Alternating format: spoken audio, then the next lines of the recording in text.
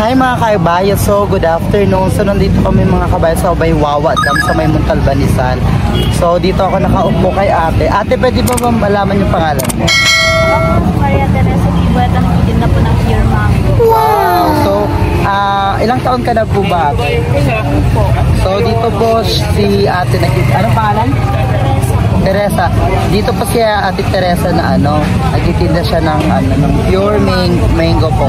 So magkano naman yung mga tinda mo? 10 po, 20, 30, 40. Wow, ang sipag mo naman ate. Ilang taon ka na ba?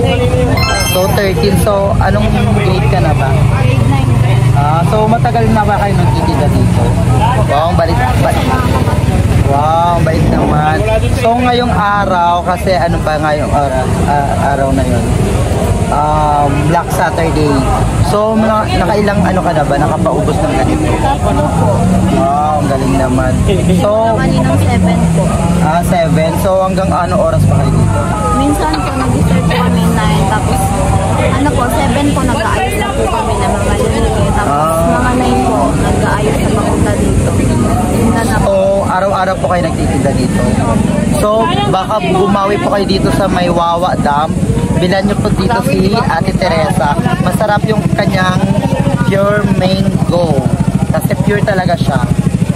So, yun lang po. Salamat.